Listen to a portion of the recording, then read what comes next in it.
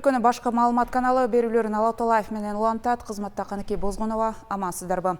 Үй бүлөлүк зордук, зомбулук бул коомдогу эң орчундуу маселелердин бири бойдон калууда. 2023-24 жылдары тынчтыктын жана аялдар үчүн коопсуздуктун индекси боюнча Кыргызстан 2 жыл катары менен Борбор Азияда кыз келиндер үчүн эң кооптуу өлкө деп таанылган. Муну тийиштүү мекемелер берген расмий статистикалык маалыматтар тастыктап турат.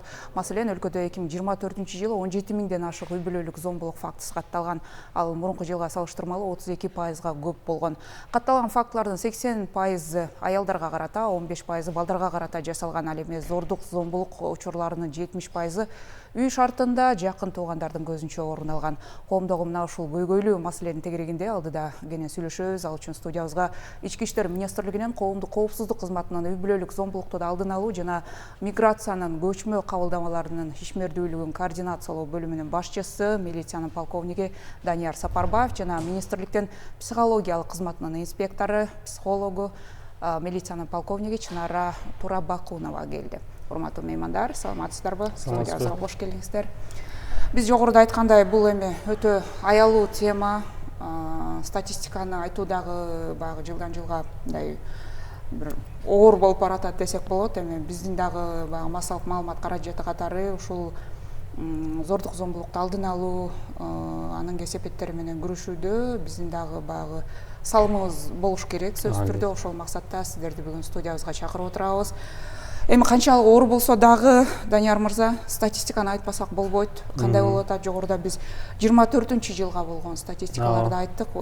25 жылга эми жыл жыйынтыктала элек да. Жыл жыйынтыктала элек, бирок 11 айдын статистикасы менен токтоп кетсек, жалпы үй бүлө зомбулуктун маалымат келген, катталган маалымат журналында жалпы 19.900дөн ашык чакыруулар болгон.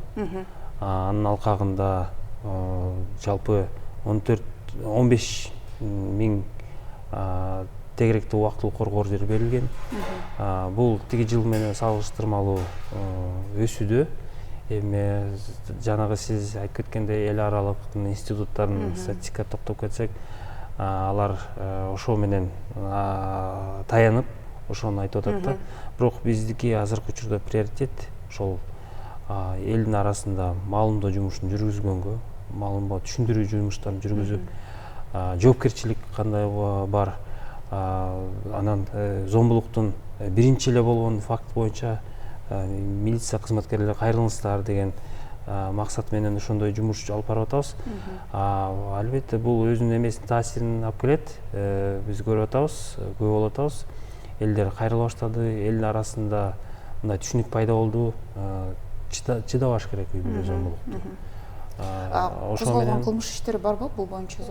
Кылмыштарга багы чара көрүлдү. Үй бүлө зомбулуктун тиешелүү кылмыштарды, эми кылмыш катары токтоп кетсек, азыркы учурда 500дөн ашык кылмыш козголду. Бул эми үй бүлө болгон ичинде болгон кылмыштар, ар кандай кылмыштар, мисалы ошол эле оор залакат келтирүү, зордуктоо, ыдык мамиле кылуу, киши өлтүрүү фактылар ошонун санына кирет.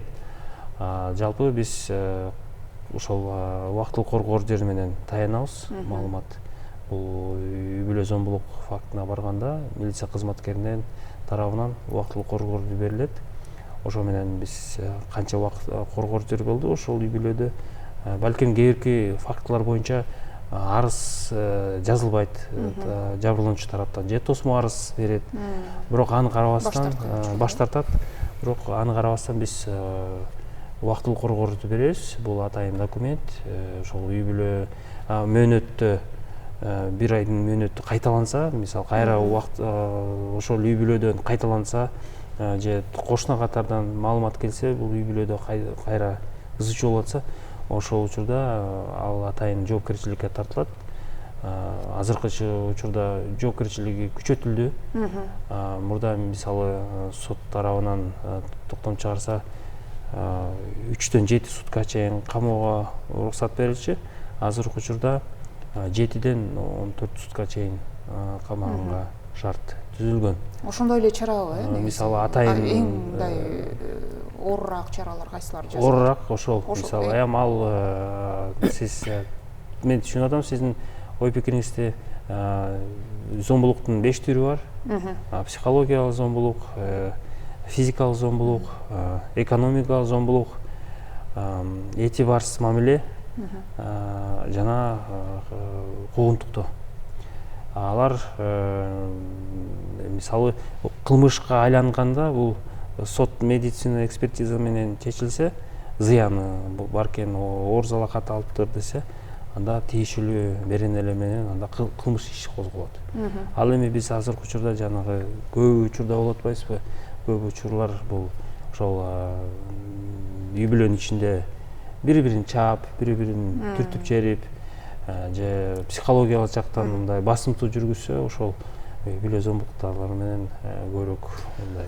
Азыр эми интернеттин багы жогоруда сиз түрлөрүн айтып атпайсызбы зордук зомбулуктун? Азыр эми ошо санарип же болбосо онлайн зордук зомбулук биз өткөн жумада сиздер менен кеп кылдык эле. Бул дагы кошулуп атат да. Кошулуп атат. Куугунтуктоонун бир түрү, ошол онлайн зомбулуктун сталкинг деген онлайн сталкингдин бир түрү ошол куугунтуктоого кирет.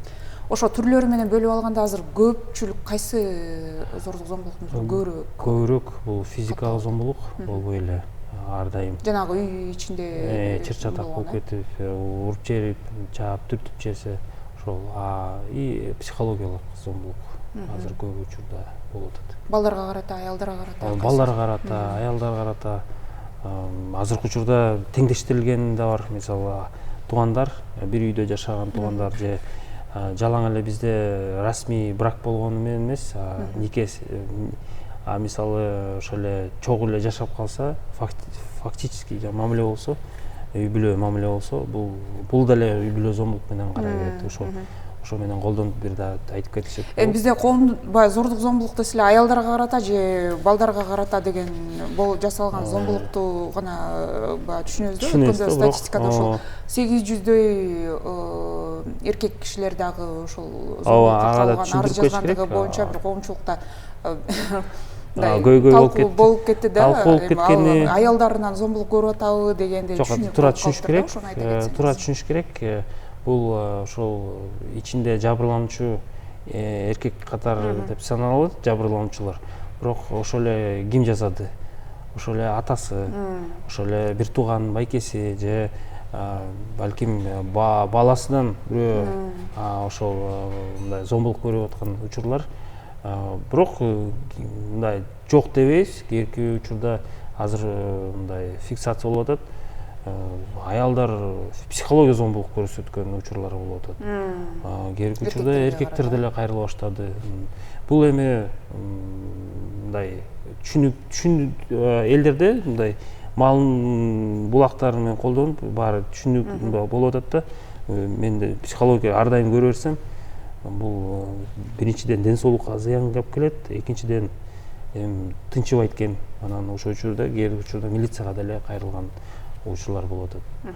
Чынара, бизде эми баягы милицияга биринчи кезекте баягы элдин ишеними жоктугунан тилекке каршы, анан кийин жанагы биздеги менталитеттерге байланыштуу көпчүлүк баягы зордук зомбулук көргөн жарандарыбыз укук коргоо органдарына кайрыла бербейт да. Азыр кандай болуп калды бул нерсе? Жогорудагы статистикага таасири кандай болуп атат? Саламатсыңарбы? Азыр биздин убакта өлкө башчыларынын деңгээлинде ушу зордук зомбулук каралганга себептен социалдык тармактарда аябай айтылып келатат, аябай актуалдуу тема болуп атат бул. Анан мен белгилей кетет элем, бизде азыр зордук зомбулук деп эле именно органдагы кызматкерлер физикалык зордук зомбулукту карап атабыз да. Данияр Сасанбекович айтып кеткендей, психологиялык, финансылык зордук зомбулуктар бар. Алар уже мындай көп көңүл бурулбай атат. Анан бизге арыз жазганда только ошо физикалык зомбулук менен жазат, биз ошону карап атабыз. Мындай демек кайрылгандардын көбү ошол боюнча только физикалык болот да. Анан азыр мурун илгери социалдык тармактар мындай көп развиваться этпегенден билинбей калчу. Мен ойлойм азыр көбөйүп кетти деп ойлобойм да. Мурун деле бар болчу, бирок айтылган эмес бул. Айтылган эмес, жашырынып келген. Аялдардын туугандарынан уялып, ошол эле окружениясынан уялып айтылчу эмес да.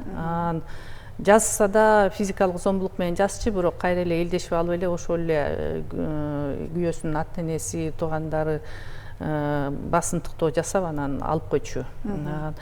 Мен белгилей кетет элем, бул зордук зомбулукту только аял таяк жеди, аял ушундай физикалык жаракат алды деп карабай, эң биринчи балдарды караш керек. Ошо үйлөнүн балдарын караш керек. Анткени балдары физикалык жаракат албаса да психологиялык, моралдык жаракат алып атат. Жана үй бүлөдө үй бүлөдөн көрүп алып, ошонун баарын ошону менен үйрөнүп, ошону менен өсүп тарбия алып атышат.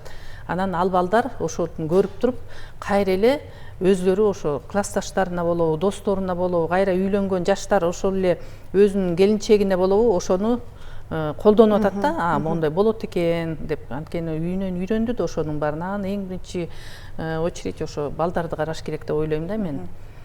Ошол сиз психолог катары эми башка психологдор деле айтып жүрөт, сөзсүз түрдө ошо бала кездеги алынган жаракаттар кийинки жашоосуна, баланын жашоосуна сөзсүз түрдө таасирин берет депчи. Мындай канчалык деңгээлде ошол эми ар бир бала эле ошентип үй бүлөдө зордук зомбулук көргөн бала кийин кайра эле зордук зомбулук көрсөтөт дегенге болобу же андай деле? Жок, мен андай деп айтпайт элем. Көбүнчө учурда, конечно, моралдык, психологиялык зордук зомбулук неме көрүшөт, бирок если убагында жардам берип антинсең, бала аябай мындай каттуу ушу жетиштиктүү боло элек болсо, баланы неметип адаптация кылса болот да, уже чыгып кетет бала ал состояниядан да, алдын алып профилактика кылып. Но эгер көптөн бери ушу продолжение болуп, если убакыт өтүп кеткен болсо, балага таасири калат, ошо боюнча калат. Бала замкнутость болот, ошо такыр элден адаптация, элден качып калат, элдер менен сүйлөшө албай калат. Же болбосо сиз айткандай кайра эле ошо үйдөн көргөнүн өзү башкаларга ошо неметет да, колдонот да, өзүнүн келинчегин сабап, өзүнүн досторун, кыздарга мына көп эле учурлар болуп атпайбы, мына кыздарга жөндөн эле көчөдөн асылып тийишип атат, ошолор баягы үйдүн көргөн таасирлери деп ойлойм да мен, воспитание деп. Коргоо ордерлери боюнча канчалык деңгээлде ушу жардам берип атат ушул? Ооба, жакшы суроо берип атасыз. Азыркы учурда мисалы жоопкерчилик бар. Мисалы убактылуу коргоодун шарттарын бузса, бул атайын 71 деген берене бар. Бул деле статистика азыркы учурда көбөйдү. Мисалы жыл сайын биз 60 протокол түзчүк, ошо убактылуу коргоодун шарттын бузду депчи. Азыркы учурда биз могу жыл менен 253 протокол түздүк. Бул мындай орточо бир 3-4 эмеге 2 эсе көбөйдү. Бул эми биринчиден ошол көзөмөл жумуш алып барып, анан жабырлануучу тараптан үй бүлө зомбулук кайра кайталанса кайрылып, ага реакция кылып, анан тиешелүү жумушту алып барып, ошо жоопкерчиликке тартылып калган саны көбөйдү. Канча убакытка берилет негизи? Бир айга берилет, мөөнөтү. Бир айга берилет. Андан кийинки мындай сиздерден реакция болобу? Ал сөзсүз атайын каттоого алынат, алдын алуу каттоого алынат. Ошо үй бүлө жасамаган адам 6 айдын ичинде ошол аймактык тескөөчү тарабынан чакырылат, ошо түшүндүрүү, маектешүүгө же ошол эле превенттик үйүнө барып каттап, шартын карап. Бул ойлойм кээбирки адамдарга бул эми мындай өтө ыңгайлуу эмес да. Кайра милиция кызматкери барса, ошондуктан кээбирки учурда ошол үй бүлөлөр кайра 1 жылдын ичинде мөөнөтүндө кайталбагандар көбөйдү да. Андан тышкары зордук зомбулук болгон жок андан кийин деген маселе. Андан кийин маселе. Биринчи эң приоритеттүү максат бул ошо болгон учурда болсо деле бирок кайталанбасын деген. Андан тышкары бизде мыйзамда каралган үй бүлө зомбулук кайра кайталанса, мисалы бир мөөнөттө 1 айдык эмес, көбүрөөк 1 жылдын ичинде кайра кайталанса, бул адамды автоматикалык түрдө соттун чечими менен оңдоп түзүү программа жөнөтүлөт. Коррекционный программага ал биздин пробация органдары иш алып барат, биз көзөмөлдөйбүз. Ошол жабырлануучу ошол эле кардар атайын 3 айга мөөнөттө узартылган программа бекитилген. Аны менен ошо түшүндүрүү жумуш, үй бүлө зомбулуктун цикл деген эмне, кандай таасир алып келет, кандай өзүн баскан турган моделин өзгөртүүгө аракет кылат.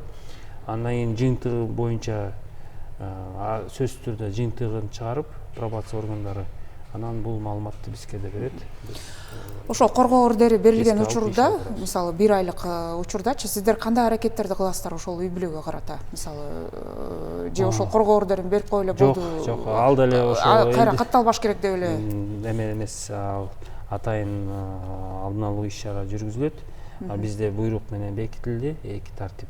Мисалы тобокелдик балоо менен жогору эсептелсе, бул мүмкүн бул үй бүлөдө оор залакат кап келиши мүмкүн десе, анда 4 иш-чарадан кем эмес аймактык тескөөчүдөн милдети бар.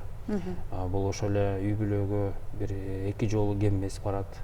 Анан дистанциондук байланышка чыгат.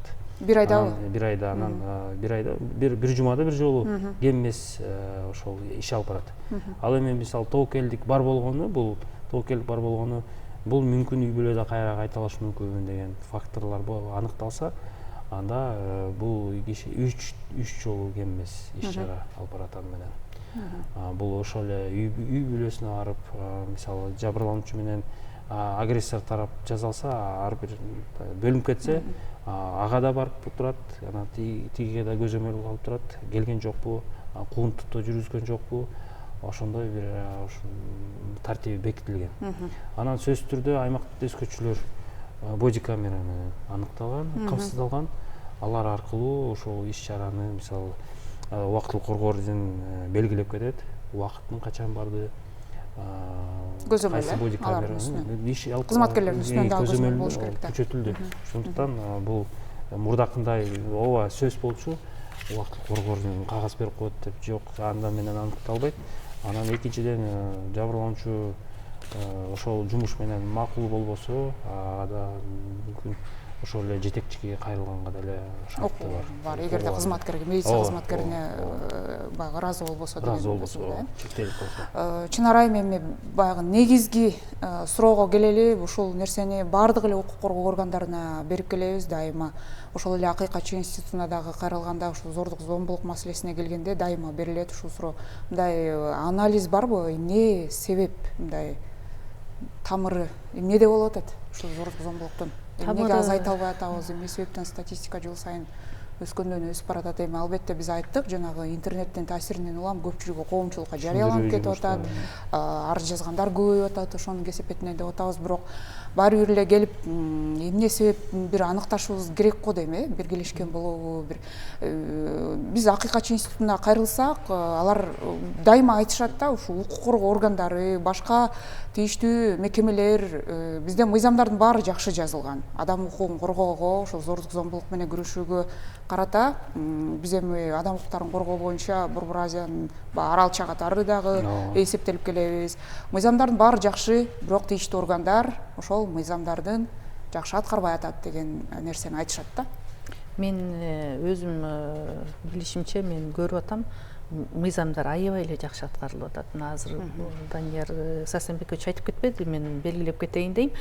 Аймактык тескөөчү мен өзүм бир ушундай случай болду да, тааныштарым аркасында ошондук 1 айга берди ордер, 1 айдын ичинде аймактык тескөөчү 2-3 күн сайын барып атты, текшерип, тийишкен жокпу, телефон таштады, сразу чал деп, андан тышкары аксакалдар кеңешине чакырып, немеге алып барып, робудуга алып барып, беседа жүргүзүп, аябай жакшы карашты. Мыйзам жагынан жакшы эле каралып атат. Мен орган жактанчы. Бияктан эң биринчи мен айтып белгилеп кетет элем биздин менталитет. Особенно жана юг жакта менталитет башкача болуп атпайбы? Кой, уят, антип жолдошуңа жалбасын керек, муж жолдошу биринчи орунда турат, эркек киши деген ошондой понятиялар бизде көп да. Анан кол тийсе да, ладно, орустар айткандай любит бьет, значит, любит дегенде анан унчукпай отуруп калып атат, жашырып атышат да. Ошо жашырган себебинен бир жолу сабады, эч кандай зыйынтык болгон жок, экинчи жолу сабады, анан ошо өлтүргөнгө чейин жетип атат да. Анткени этап менен уже агрессия күчөп баратат. Ошо сразу неме кайрылбагандан ошон үчүн көбөйүп атат. Экинчиден болсо аябай актуальный тоже финансылык жактан жетишпегендик, акча жетишпегендик, финансы жактан жетишпегендик, да, экономикалык абал, ошо ызы чуу үйдө чыр чатак ошондон чыгып атат да. Мынча тиги акча жок, буга акча жок деп, анан балдарды тартиптегенден чыгат. Сен балаңды эмнеге карабайсың, үйдө отуруп алып, анан үйдүн иштерин бөлүшө албагандыктан чыгат. Тоже одна из причин да, ошондон болуп атат. Но эң биринчи мен менталитет деп ойлойм да. Анан жана укук коргоо институттары ошо үйрөтүш керек. Жок, сиздерде ошол анализ барбы? Андай макул менталитет болуп, жанагы мүмкүн кайрылбайдыр, аялы болобу, күйөөсү болобу. Бирок түпкү себеби эмнеден болуп атат? Биз мындай психологиялык жактан карайбызбы, же ичкилик себеп болуп атабы, же наркотикпи? Көп нерсе статистика эмнени көргөзөт бул жерде? Бул бир эле себепти аныктоо, бир себепти айтууга болбойт. Албетте, бирок негизги эмне болуп атат? Ошол эле ар бир өзүнүн компонент өзүнүн таасирин тийгизет. Эмне, билим жетишсиз болуп атабы, же тарбия жетишсиз болуп атабы? Азыркы учурда ошо жоопкерчилик менен анык жалаң эле токтото албайбыз. Бул жалпы тарбия жумуштарын алып барыш керек. Эрки учурда биздин жарандар мындай маектешкенге деле, бири менен үй бүлөдө маектешкенге деле кыйынчылык болуп атпайбы, чыр чатак болуп кетет, көтөрө албайт сөздү, же бирөөнүн баскан турган мындай башкача кабыл алат. Анан психикалык жактан туруктуу эмес болуп атабыз деген. Диалогго жакшы келе албаган учурлар болот. Кээде мындай милиция чалат да, бара коет биздин кызматкерлер. Барса уже биз баары жакшы болуп калдык, эме депчи. Бирок кадимкидей эле вызов болду, үй бүлө менен чатак болуп атат деп. Барса бири-бирине кол элигишип, чыр чатак жөн эле бир сөздөн болуп кетти. Бул ар бир вызов биз барабыз, ал сөз жок. Бирок ошол үй бүлөдө биз жоопкерчиликке тартабыз. Андан кийин да калат да. Андан кийин бири-бири менен мындай жыйынтык чыгарып, өзүнүн баскан турган кандай башкача өзгөрүш керек. Балким мен балдарга чын эле көңүл бурбайм, же өтө катуу мен көзөмөл кылып атамбы, ошонун бири өзү жыйынтык адам кылбаса, анан биз токтото албайбыз да. Жалпы жалаң эле милиция күчү менен таасири барбы? Мисалы, алкоголь албетте анда эмеси таасири бар. Себеби мисалы 10 фактынын ичинде сводка менен окусак, бир 4 сводкада соо эмес, мас абалда, ичкилик менен келип деген мындай сводкада белгиленип кетип атат да, маалымат. Бул деле өзүнүн таасирин алып келет, таасирин көргөзүп атат. Анан 19 субъект бар. Аны менен иштесек, ошо баштап муун баштап, мисалы мектептен баштап иш алып барып, керек болсо жана бала бакчадан баштап иш алып барыш керек. Себеби бул комплекстүү түрдө проблема. Ушул жаатта билим берүү мекемелери менен, ошол эле министрлик менен кандай иштешесиздер? Мүмкүн ошол баягы кесепети менен күрөшкөнгө караганда алдын алуу маанилүү да азыр. Жакшы жетелек биздин кандай программалар иштейт бизде? Кызматкерлери ошо алдын алуу программасын неме школдогу психологдор менен чогуу биримдикте алып барып атышат, иштеп атат.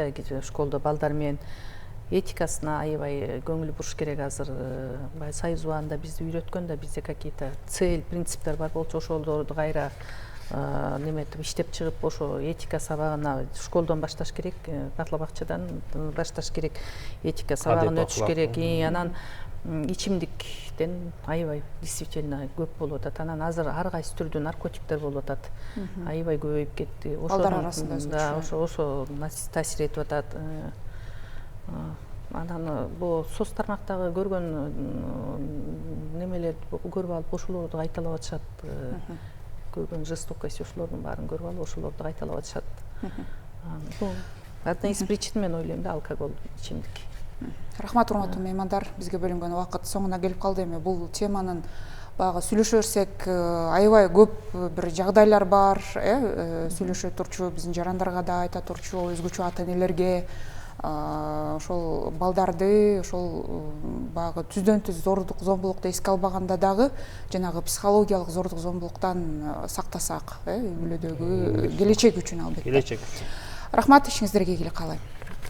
Алат Талаевдин бул чыгарылышында өлкөдөгү үй бүлөлүк зордук зомбулук маселеси, кесепеттери, аны алдын алуу туурасында сүйлөштүк. Суроолорубузга Ички иштер министрлигинин коомдук коопсуздук кызматынын бөлүм башчысы Данияр Сапарбаев жана Ички иштер министрлигинин психологиялык кызматынын инспектор психологу, милициянын подполковниги Чынара Турабакунова жооп берди. Күнүңүздөр ийгиликтүү болсун.